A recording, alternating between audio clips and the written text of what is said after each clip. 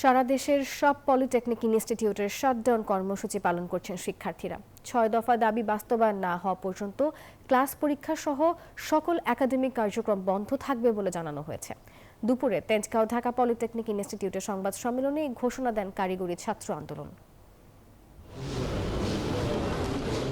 ৬ দফা বাস্তবায়নের দাবিতে সারা দেশের সকল পলিটেকনিক ইনস্টিটিউটে শাটডাউন কর্মসূচি পালন করছে কারিগরি ছাত্র আন্দোলনের শিক্ষার্থীরা।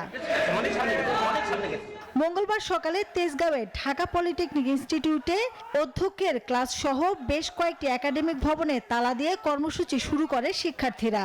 সংবাদ সম্মেলনে তারা জানান, জনদুর্ভোগ বা সহিংস কর্মকাণ্ডে না গিয়ে শান্তিপূর্ণ কর্মসূচি পালন করছেন তারা।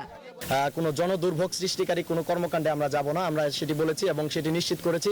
আজকে এই সিদ্ধান্ত উপনীত হয়েছে যে এবং আমরা শাটডাউন কর্মসূচিতে যেতে যাচ্ছি। আন্দোলনকারী শিক্ষার্থীদের অভিযোগ, সরকারের গঠিত কমিটির সাথে 3 বার বৈঠক। বান্ডেল থাকলে প্রতি সেনমানিতে টাকা বাঁচবে। বিকাশ সেনমানি বান্ডেল কিনে জিতুন প্রতি লেনদেনে। বৈঠক করার পরও ফলাফল পাননি তারা।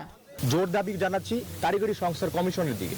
কারিগরি সংস্থার কমিশন আমাদের এই দাবিগুলো দ্রুত থেকে দ্রুত সময়ের মধ্যে বাস্তবায়ন করতে পারবে। চূড়ান্ত ফলাফল এটাই যে একটা কারিগরি শিক্ষা সংস্কার কমিশন করতে হবে।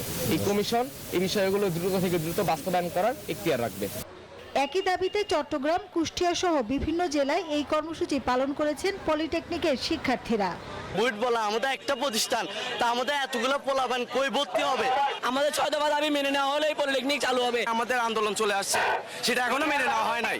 6 দফা দাবিতে গেল 16 এপ্রিল ঢাকা সহ দেশের বিভিন্ন স্থানে সড়ক, মহাসড়ক ও রেলপথ অবরোধ করে বিক্ষোভ করেন পলিটেকনিক ইনস্টিটিউটের শিক্ষার্থীরা।